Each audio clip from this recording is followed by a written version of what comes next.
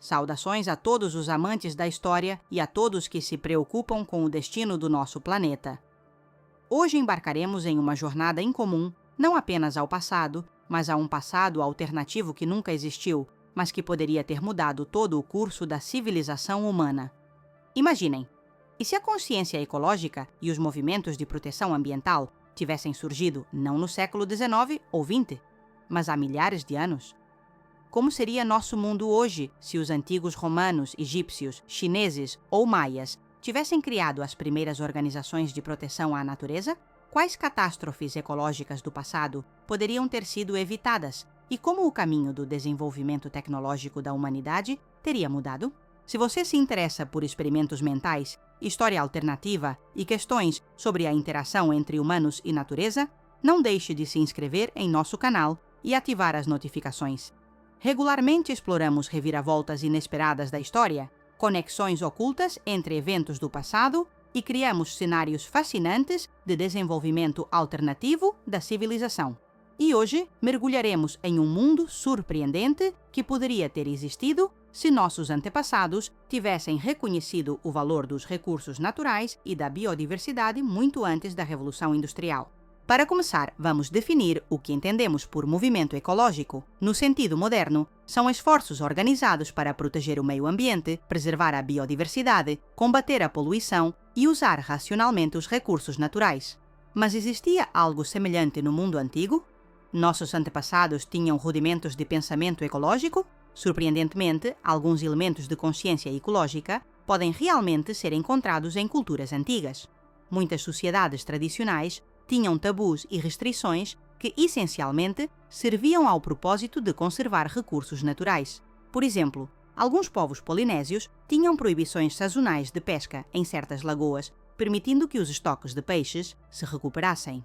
Os nativos americanos frequentemente praticavam incêndios florestais controlados, que impediam o acúmulo de vegetação rasteira e reduziam o risco de incêndios catastróficos. E na antiga China, ainda durante a dinastia Zhou, há mais de 2.500 anos, existiam leis proibindo o desmatamento em determinadas estações e em certos territórios. No entanto, essas práticas eram dispersas e geralmente baseadas em crenças religiosas ou experiência prática, não em uma compreensão sistemática das inter-relações ecológicas. Elas não levaram à formação de movimentos ecológicos completos capazes de influenciar a sociedade como um todo. Mas e se a história tivesse seguido um caminho diferente?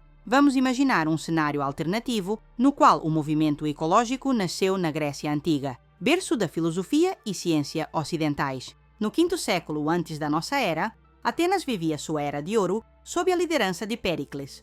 Foi um tempo de florescimento da filosofia, arte e democracia. Imagine que entre as muitas escolas filosóficas daquela época surgiu uma corrente que poderíamos chamar de naturfilosofia ou ecosofia. Seu fundador poderia ter sido, por exemplo, o filósofo hoje pouco conhecido Anaxágoras, que já se interessava pelas ciências naturais e foi mentor de Péricles. Em nossa história alternativa, Anaxágoras, observando as mudanças no ambiente ao redor da crescente Atenas, desmatamento, erosão do solo, poluição das águas, formula uma ideia revolucionária para seu tempo. A natureza não é apenas um recurso para uso humano, mas um sistema complexo e interconectado, do qual o próprio ser humano faz parte. A perturbação dessas interconexões, ele afirma, inevitavelmente levará a consequências negativas para a própria humanidade. Anaxágoras cria uma escola de ecosofia que atrai discípulos entre a juventude educada ateniense. Eles começam a estudar sistematicamente os processos naturais, as inter-relações entre diferentes espécies de plantas e animais, e o impacto da atividade humana no meio ambiente. Gradualmente, forma-se uma nova visão de mundo na qual o ser humano é visto não como senhor da natureza, mas como seu guardião e parte integrante. O que poderia acontecer em seguida? Péricles, sob a influência de Anaxágoras, poderia ter adotado uma série de leis visando proteger as florestas da Ática, limitar a poluição das águas e criar áreas naturais protegidas. Essas medidas poderiam não apenas melhorar a situação ecológica, mas também fortalecer a economia de Atenas, garantindo o uso sustentável dos recursos. Após a Guerra do Peloponeso, quando Atenas perdeu para Esparta, as ideias da ecosofia poderiam ter se espalhado por toda a Grécia e mais tarde influenciado Alexandre, o Grande, e seus sucessores. Imagine a Biblioteca de Alexandria não apenas como um centro de ciência e filosofia, mas também como o berço da primeira ciência ecológica, onde cientistas estudam sistematicamente as inter-relações na natureza e desenvolvem métodos de uso sustentável da Terra. Essas ideias poderiam ter influenciado também Roma, que em nossa história real enfrentou sérios problemas ecológicos. O desmatamento na Península Itálica levou à erosão do solo e perda de fertilidade, o que se tornou uma das razões para a dependência de Roma da importação de grãos do Egito e norte da África. Em nossa história alternativa, os romanos, absorvendo as ideias ecológicas gregas, poderiam ter criado um sistema de uso florestal sustentável, proteção do solo e recursos hídricos. Imagine um imperador romano, por exemplo, Adriano, que era conhecido por seu interesse em arquitetura e construção, criando não apenas estruturas grandiosas, mas também uma extensa rede de reservas naturais por todo o Império. Esses territórios, protegidos por decretos imperiais, poderiam ter preservado a biodiversidade do Mediterrâneo e evitado a extinção de muitas espécies que foram exterminadas na história real, como o elefante norte-africano ou o leão mesopotâmico. Além disso, o pensamento ecológico poderia ter mudado a própria estrutura da economia romana. Em vez da expansão extensiva e exploração de novos territórios, Roma poderia ter se concentrado no desenvolvimento intensivo da agricultura, criação de sistemas sustentáveis de irrigação e seleção de variedades de plantas resistentes à seca. Isso poderia ter tornado o Império menos dependente de conquistas e mais estável a longo prazo. Claro, não podemos esquecer de outras grandes civilizações da Antiguidade. Vamos imaginar como o movimento ecológico poderia ter se desenvolvido na China antiga, onde já existiam alguns elementos de pensamento ecológico. Em nossa história alternativa, durante o período dos Estados combatentes, séculos V ao III antes da nossa era, um dos governantes, inspirado pela filosofia taoísta de harmonia com a natureza, cria o primeiro sistema mundial de áreas naturais protegidas. Essas reservas imperiais são inicialmente destinadas à caça imperial, mas gradualmente sua função muda. Elas se tornam lugares de estudo da natureza, preservação de espécies raras de plantas e animais e fontes de ervas medicinais. Quando Qin Shi Huang unifica a China no ano 221 antes da nossa era, ele não apenas constrói a Grande Muralha e cria uma burocracia centralizada, mas também estabelece o Departamento Imperial de Proteção à Natureza. Esta organização é responsável pelo controle do desmatamento, proteção dos sistemas fluviais e prevenção da erosão do solo. Graças às suas atividades, a civilização chinesa evita muitos problemas ecológicos que na história real levaram a inundações, secas e fome. Durante a dinastia Han, 206 antes da nossa era até 220 da nossa era, o conhecimento ecológico é sistematizado. São criados mapas detalhados de recursos naturais, desenvolvidos métodos de agricultura sustentável, silvicultura e pesca. Os cientistas chineses começam a entender as inter-relações entre diferentes componentes dos ecossistemas muito antes desse termo ser inventado. Isso poderia ter levado ao desenvolvimento tecnológico em uma direção completamente diferente. Em vez de maximizar a produtividade de curto prazo, engenheiros e agrônomos chineses poderiam ter se concentrado na criação de sistemas sustentáveis que pudessem funcionar por séculos sem esgotar recursos. Imagine extensos campos em terraços, sistemas integrados de aquicultura e agricultura, cidades projetadas considerando ciclos naturais e fluxos de energia. As ideias de desenvolvimento sustentável poderiam ter se espalhado pela Rota da Seda, junto com mercadorias e tecnologias. Índia, Pérsia e depois Europa poderiam ter absorvido esses conceitos e adaptado às suas condições. O mundo poderia ter evitado muitas catástrofes ecológicas do passado, a desertificação do norte da África e Oriente Médio, o desmatamento massivo na Europa medieval, a extinção de muitas espécies animais. Mas vamos ver como essa história alternativa poderia ter se desenvolvido mais adiante, na época correspondente à nossa Idade Média. Nesse período, na história real, o pensamento ecológico regrediu, cedendo lugar a uma visão religiosa do mundo, na qual a natureza era vista como algo dado ao homem para uso por Deus. Em nossa história alternativa, no entanto, os mosteiros poderiam ter se tornado não apenas centros de preservação do conhecimento antigo, mas também guardiões da sabedoria ecológica. Imagine uma ordem de monges ecologistas que veem no cuidado com a natureza um serviço a Deus. Eles criam sistemas agrícolas sustentáveis, preservam florestas, cultivam plantas medicinais, estudam animais e plantas como parte da criação divina. Esses monges poderiam ter influenciado governantes medievais, convencendo-os da importância de preservar recursos naturais. Reis e príncipes poderiam ter criado florestas protegidas não apenas para seus próprios prazeres de caça, mas também para preservar a biodiversidade e proteger recursos hídricos. As cidades medievais poderiam ter se desenvolvido considerando princípios ecológicos, incluindo sistemas de purificação de água, áreas verdes e gestão sustentável de resíduos.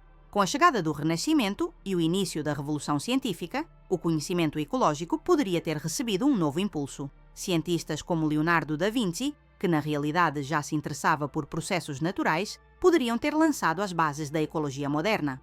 Imagine um tratado sobre as inter-relações de todas as coisas, escrito por Leonardo, no qual ele descreve cadeias alimentares, ciclos de nutrientes, interações entre diferentes espécies. As grandes descobertas geográficas nessa história alternativa poderiam ter sido acompanhadas não apenas pela colonização e exploração de novas terras, mas também pelo estudo científico de seus ecossistemas. Em vez de desmatar as florestas das Américas para plantações, os europeus poderiam ter aprendido com os povos nativos métodos sustentáveis de uso da terra, adaptado culturas agrícolas locais, criado sistemas integrados combinando elementos europeus e americanos. A Revolução Industrial neste mundo alternativo poderia ter seguido um caminho completamente diferente. Em vez do uso extensivo de carvão e outros combustíveis fósseis, engenheiros e inventores poderiam ter se concentrado no desenvolvimento de fontes de energia mais limpas. Imagine que James Watt, em vez de aperfeiçoar o motor a vapor, cria uma turbina eólica eficiente ou um moinho de água aprimorado. Neste mundo, conceitos de economia circular, onde os resíduos de uma produção se tornam matéria-prima para outra, poderiam ter surgido mais cedo. As cidades do século XIX poderiam ter evitado a terrível poluição que caracterizou os centros industriais reais daquela época. Em vez de fábricas sombrias e fumegantes, imagine complexos industriais integrados com sistemas naturais, usando energia solar, eólica e hídrica, reciclando resíduos em materiais úteis. No século XX, este mundo alternativo poderia ter alcançado um nível de desenvolvimento tecnológico comparável ao nosso, mas com um impacto ambiental muito menor. Imagine cidades onde os edifícios são cobertos por jardins, onde o transporte funciona com energia renovável, onde indústria e natureza coexistem em harmonia. Claro, não podemos supor que nessa história alternativa não haveria problemas e conflitos. A natureza humana permanece inalterada e a luta por poder, recursos e território continuaria, mas a direção geral do desenvolvimento poderia ter sido diferente, mais sustentável e menos destrutiva para a natureza. Um dos aspectos interessantes dessa história alternativa poderia ser o desenvolvimento da cooperação internacional na área de proteção ambiental. Imagine que já no século XVIII ou XIX fosse criada uma organização internacional semelhante à atual UNEP ou IUCN, que coordenasse os esforços de diferentes países para preservar a biodiversidade, combater a poluição e usar recursos de forma sustentável. Tal organização poderia promover a disseminação de conhecimentos e tecnologias entre diferentes regiões do mundo, ajudar na criação de áreas protegidas transfronteiriças, desenvolver padrões internacionais na área de proteção ambiental. Isso poderia levar a uma distribuição mais uniforme e justa dos benefícios e riscos ecológicos entre diferentes países e povos. No entanto, mesmo em nossa história alternativa, seria ingênuo supor a ausência total de problemas ecológicos. A humanidade ainda enfrentaria desafios relacionados ao crescimento populacional, desenvolvimento tecnológico e mudanças climáticas. Mas, tendo uma tradição secular de pensamento ecológico e práticas sustentáveis, poderia estar melhor preparada para resolver esses problemas. Por exemplo, em vez de negar as mudanças climáticas antropogénicas ou reagir a elas tarde demais, os países desse mundo alternativo poderiam ter começado a reduzir as emissões de gases de efeito estufa ainda no final do século XIX, assim que os cientistas notassem os primeiros sinais de aquecimento global. No século XXI, o problema já poderia estar em grande parte resolvido. É interessante pensar também em como seriam a cultura e a arte nesse mundo ecologicamente orientado. Talvez o principal valor estético não fosse a grandiosidade e a conquista da natureza, mas a harmonia com ela. A arquitetura poderia ter se desenvolvido na direção da integração dos edifícios com o ambiente circundante. A literatura e a pintura poderiam abordar com mais frequência temas da inter-relação entre o homem e a natureza. A música poderia buscar inspiração nos sons e ritmos naturais. A sociedade como um todo poderia ser mais descentralizada, com comunidades menores, mas mais autossuficientes, conectadas em rede para a troca de conhecimentos, recursos e valores culturais. A economia poderia se orientar não tanto para o crescimento do PIB, mas para melhorar a qualidade de vida com impacto mínimo no meio ambiente. Claro, tudo isso é apenas um experimento mental, uma história alternativa que nunca existiu, mas nos permite refletir sobre várias coisas importantes. Primeiro, sobre como nossas tecnologias, estruturas sociais e valores culturais estão intimamente ligados à forma como percebemos a natureza e interagimos com ela. Mudar essa relação básica poderia ter levado a um caminho completamente diferente de desenvolvimento da civilização. Segundo, que muitos problemas ecológicos que enfrentamos hoje não eram inevitáveis. Eles são resultado de decisões históricas específicas, escolhas tecnológicas, sistemas econômicos e políticos. Outro caminho era possível e continua sendo possível agora. Terceiro, que mesmo não podendo mudar o passado, podemos aprender com ele. Estudando tanto as catástrofes ecológicas do passado, quanto exemplos de práticas sustentáveis de sociedades tradicionais, podemos encontrar inspiração e ideias para resolver problemas contemporâneos. E, finalmente, que o futuro ainda não está determinado. Estamos em uma encruzilhada e as decisões que tomamos hoje determinarão qual caminho nossa civilização seguirá. Será o caminho da contínua destruição dos sistemas naturais ou o caminho da restauração da harmonia entre humanidade e natureza? Talvez a lição mais importante dessa jornada mental ao passado alternativo seja que o desenvolvimento sustentável não é apenas um conjunto de tecnologias ou políticas. É uma visão de mundo holística, baseada na compreensão das profundas inter-relações entre todos os elementos dos sistemas naturais e sociais. E embora não possamos voltar ao passado e criar um movimento ecológico na Grécia Antiga ou na China, podemos aqui e agora começar a formar tal visão de mundo e colocá-la em prática. Na história real, os primeiros movimentos ecológicos modernos surgiram no século XIX como uma reação às consequências destrutivas da Revolução Industrial. As pessoas começaram a perceber o valor da natureza selvagem, o perigo da poluição, a importância de preservar recursos para gerações futuras. No século XX, essas ideias receberam fundamentação científica, apoio social e implementação política. Hoje, o movimento ecológico é global, multifacetado e influente. Inclui tanto grandes organizações internacionais quanto iniciativas locais, tanto pesquisas científicas quanto ações práticas, tanto ativismo político quanto mudanças no estilo de vida pessoal. Talvez nosso tempo seja realmente esse momento decisivo, esse ramo alternativo da história, quando a humanidade finalmente reconhece a necessidade de coexistência harmoniosa com a natureza e começa a agir de acordo. Talvez futuros historiadores vejam o século XXI como a época da grande virada ecológica, o tempo em que mudamos o curso do desenvolvimento da civilização de destrutivo para restaurador. E talvez sejam justamente nossas ações hoje que determinarão se as gerações futuras viverão em um mundo semelhante àquela realidade alternativa harmoniosa que imaginamos ou em um mundo sofrendo as consequências da crise ecológica. A escolha é nossa. E embora não possamos mudar o passado, ainda podemos criar um futuro melhor, baseado na sabedoria acumulada pela humanidade ao longo de milénios de interação com a natureza e no novo conhecimento que a ciência moderna nos proporciona. Espero que esta jornada ao passado alternativo tenha sido tão fascinante para você quanto foi para mim. Se você gostou deste vídeo, não se esqueça de deixar seu like, compartilhá-lo com amigos e se inscrever em nosso canal para não perder novos episódios sobre reviravoltas surpreendentes da história e possíveis caminhos alternativos de desenvolvimento da humanidade. E nos comentários, conte quais outras práticas ecológicas de civilizações antigas você conhece. O que você acha? Quais decisões do passado poderiam ter mudado radicalmente a situação ecológica no mundo moderno? Nos próximos episódios, continuaremos explorando histórias surpreendentes de IC que nos ajudam a entender melhor não apenas o passado, mas também o presente e possíveis variantes do futuro. Até nossos próximos encontros no mundo da história alternativa!